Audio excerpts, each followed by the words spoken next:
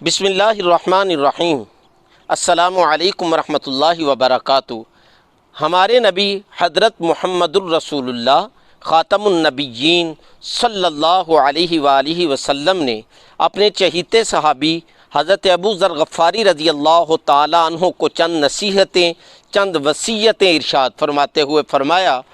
حضرت ابو ذر غفاری رضی اللہ تعالیٰ عنہ خود نقل کرتے ہیں کہ آقا دو جہاں صلی اللہ علیہ وسلم نے مجھے وصیت کرتے ہوئے ارشاد فرمایا، اوصیک بتقوی اللہ، اے ابو ذر میں تجھے اللہ کے تقوی، اللہ کے ڈر اور خوف کی وصیت کرتا ہوں، کیونکہ اللہ تعالیٰ کا ڈر اور خوف تمام نیک کاموں کی بنیاد اور جڑ ہے۔ دوسری نصیحت کرتے ہوئے آقا دو جہاں صلی اللہ علیہ وآلہ وسلم نے ارشاد فرمایا، اے ابو ذر قرآن مجید کی تلاوت اور ذکر الہی کا خوب اہتمام کیا کر، کیونکہ اس کی وجہ سے آسمانوں میں تیرا ذکر ہوگا اور زمین پر تیرے لیے نور کا ذریعہ ہوگا۔ تیسری نصیحت کرتے ہوئے آقا دو جہاں صلی اللہ علیہ وآلہ وسلم نے ارشاد فرمایا، اے ابو ذر اگر بلی بات تیرے پاس ہو، اچھی بات تیرے پاس ہو تو اس کو کہہ دیا کر، ورنہ اکثر خاموش رہا کر، کیونکہ اکثر خاموش رہنا یہ شیطان کو دور کرتا ہے اور دین کے کاموں کے اندر مددگار ثابت ہوتا ہے۔ چوتھی نصیحت کرتے ہوئے آقا دو جہاں صلی اللہ علیہ وآلہ وسلم نے ارشاد فرمایا، اے ابو ذر ہنسی مذاق سے جتنا ہو سکے دور رہا کر، کیونکہ زیادہ ہنسی مذاق کرنے سے دل مردہ ہو جاتا ہے اور چہرے کا نور چلا جاتا ہے۔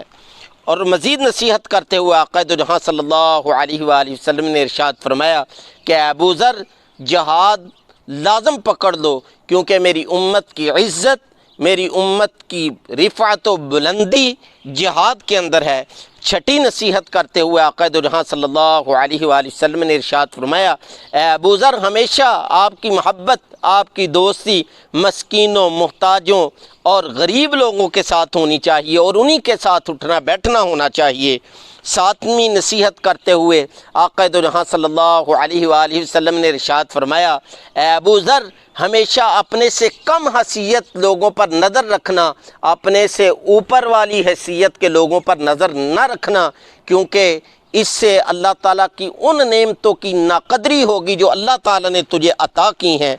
آٹھویں نصیحت کرتے ہوئے آقا دو جہاں صلی اللہ علیہ وآلہ وسلم نے ارشاد فرمایا، اے ابو ذر قریبی رشتہ دار اگرچہ تجھ سے تعلقات توڑنے کی کوشش کریں، لیکن تو نے ہمیشہ قریبی رشتہ داری کو جوڑنے کی کوشش کرنی ہے۔ نویں نصیحت کرتے ہوئے آقا دو جہاں صلی اللہ علیہ وسلم نے ارشاد فرمایا کہ ابو ذر سچی بات، حق بات کہنے میں کبھی بھی گھبرانا نہیں ہے، اگرچہ کسی کو کڑوی لگتی ہے تو لگتی رہے۔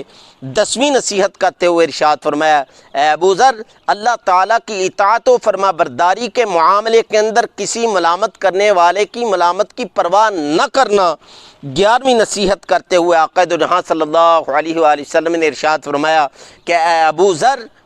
اپنے عیبوں کو دور کرنے کے اندر، اپنے نقصوں کو، اپنی برائیوں کو دور کرنے کے اندر اتنے مشغول ہو جائیں کہ دوسروں کے عیبوں، نقصوں اور برائیوں پر جو ہے وہ نظر ڈالنے کا وقت ہی نہ ملے۔ بارہویں نصیحت کرتے ہوئے آقا دو جہاں صلی اللہ علیہ وسلم نے ارشاد فرمایا، اے ابو ذر جس عیب میں خود مبتلا ہوں اس پر کبھی بھی دوسرے پر غصہ نہ کرنا۔